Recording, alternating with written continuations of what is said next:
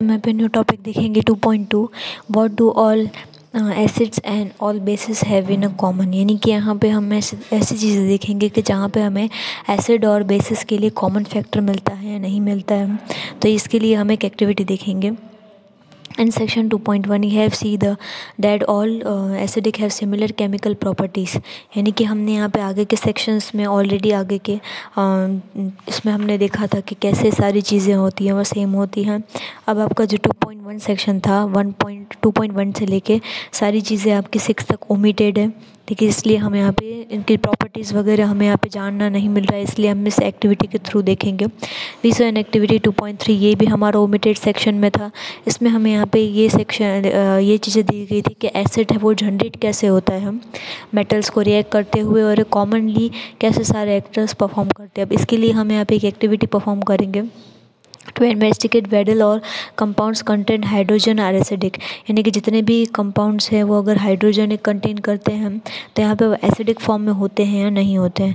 इसके लिए हमें एक एक्टिविटी दी गई है 2.8 take solution of glucose, alcohol, hydrochloric acid, sulphuric acid etcetera. यानी कि हमें यहाँ पे सोल्यूशन लेना है। ग्लूकोज तो हमें पता ही है, अल्कोहल यानी कि जिसे हम ड्रिंक कहते हैं, दूसरा हमें यहाँ पे दिया हुआ हाइड्रोक्लोरिक एसिड।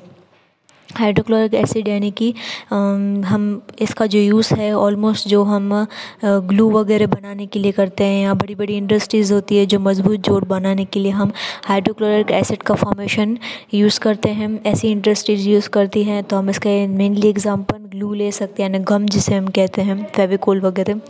दूसरा हमें यहाँ पे दिया हुआ है sulphuric acid. Sulphuric acid mainly जो डिटर्जेंट होते हैं, प्लास्टिक बनने में भी यूज़ होता है, पेंट बनने में भी यूज़ होता है, जो हम बम्स वगैरह बनते हैं एक्सप्लोजन, उसमें भी सल्फ्यूरिक एसिड का यूज़ किया जाता है। अब ये दोनों सॉल्यूशंस लेने के बाद fix two nail on a cork and place the cork into the 100 ml beaker. हमने यहाँ पे 2 क्रूक लेना है, जैसे कि आप यहाँ पे फिगर में देख सकते हो किस तरीके से हमें यहाँ पे जो नेल है, जो खिल्ली है, उसे यहाँ पे उस ढक्कन या जिसे हम क्रूक कहते हैं रबड़ की जो होती है, उसे हमें इसके अंदर फिट करना है।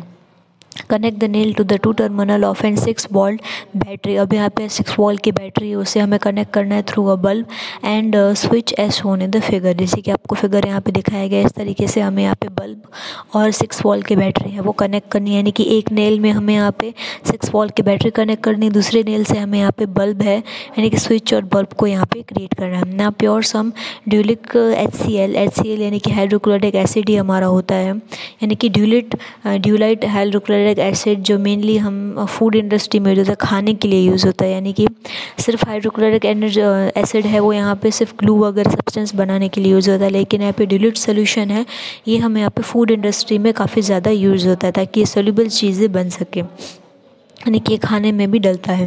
Beaker and switch on the current, यानी कि हमें यहाँ पे ये सोल्यूशन डालना है और यहाँ पे हमें स्विच ऑन करना है। Repeat the delete sulphuric acid.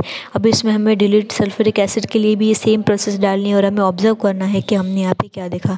Repeated करना है बार बार एक्सपेरिमेंट, हम ग्लूकोज के साथ भी करना है, अल्कोहल के सोल्यूशन के साथ भी करना है, और हमें सारी चीज़ों को ऑब्जर्व करना है। Does the bulb glow in all case, अगर हमने ग्लूकोज डाला है, अल्कोहल डाला है, या हाइड्रोक्लोरिक एसिड के सल्फ्यूरिक एसिड डाला, तो किस केस में यहाँ पे बल्ब जो है वो ग्लो होता है, तो वो हमें यहाँ पे इसमें से अंदाज़ा लगाना है। Will start glowing in the case of acid, यानी कि जहाँ पे हमने ये एसिड सारे डाले हैं तो ये बल्ब को क्या होगा, ग्लो करना स्टार्ट हो जाएगा, यानी कि जलना स्टार्ट हो जाएगा। In figure 2.3 but you will observe the glucose and alcohol solution does not conduct electricity. जैसे हमने यहाँ पे देखा है कि ग्लूकोज और जो अल्कोहल सोल्यूशन है वो उन्हें कोई भी तरीके की इलेक्ट्रिसिटी यानी कि बिजली की ज़रूरत नहीं पड़ती है। Glowing of the bulb indicate that there is an flow of electric current through the solution. सिर्फ सोल्यूशन डालने से ही ये फ्लो जो है वो जनरेट हो गया। The electric current is carried through the acidic solution bye ions, यानी कि जो इलेक्ट्रिक करंट यहाँ पे पास हुआ है ये एक एसिडिक सोल्यूशन से हुआ है, जिसके आयरन से जिनके आयंस है वो काफ़ी ज़्यादा मजबूत है, जिसकी वजह से ये बल्ब जो है वो ग्लो हुआ। Acid contain H+ ions as cation and aluminium such as, यानी कि यहाँ पे जो एसिड है यहाँ पे H+ आयंस कंटेन करता है, यानी कि पॉजिटिव आयंस एलिमेंट्स कंटेन करता है, जिसकी मदद से यहाँ पे ये जो सोल्यूशन है जो हमने यहाँ पे एसिडिक की प्रॉपर्टी जनरेट हुई है उसके लिए ये चीज़ें रिस्पॉन्सिबल है। जैसे कि हमें यहाँ पे दिया हुआ है एस एल यानी कि यहाँ पे हमें दिया हुआ है क्लोरीन अगर माइनस में अगर हम ले रहे हैं इन यहाँ पे हाइड्रोक्लोरिक एसिड में तो ये सारी चीज़ें जनरेट हो सकती है। NO3 यानी कि नाइट्रेट अगर हम लेंगे तो यहाँ पे नाइट्रिक एसिड जनरेट होगा जो होगा हमारा HNO3। नेक्स्ट हमारा यहाँ पे दिया हुआ है SO2 माइनस यानी कि हमारा सल्फ्यूरिक एसिड दिया हुआ है, सल्फ्यूरिक दिया हुआ है फॉर्म। अगर हम सल्फ्यूरिक फॉर्मेशन को जनरेट करेंगे तो यहाँ पे H2SO4 यानी कि सल्फ्यूरिक एसिड है वो जनरेट होगा। देन हमें यहाँ पे दिया हुआ है CH3COO माइनस यानी कि ये हमारा दिया हुआ है एसिटिक अगर हम डालेंगे तो हमारे पास एसिडिक एसिड है वो प्रोड्यूस होगा जो हमारा फॉर्मेशन होगा CH3COOH। Since the caption presented in the acidic H यानी कि हम यहाँ पे देख सकते हैं कि H का एलिमेंट जो है यानी कि H+ आयरन पॉजिटिव आयरन्स ये हमारे सारे सोल्यूशन के लिए ज़रूरी है आयरन यानी कि एसिडिक फॉर्मेशन को मजबूत बनाने के लिए। और हमारे पास जो हाइड्रोजन के आयन्स है दैट इज़ H+ ये एक्यूअस फॉर्म में होते हैं यानी कि पानी के तत्वों में भी हमें मौजूद होते हैं सोल्यूशन में। तो ये सारे रिस्पॉन्सिबल है एसिडिक प्रॉपर्टी को जनरेट करने में। ये एक्टिविटी हमें यहाँ पे अल्काइन जैसे कि सोडियम हाइड्रोक्लोराइड, कैल्शियम हाइड्रोक्लोराइड के लेकर भी हम ऐसे कर सकते हैं और इसके लिए हमें रिजल्ट है वो और भी ज़्यादा अच्छे से पता चल सकते हैं।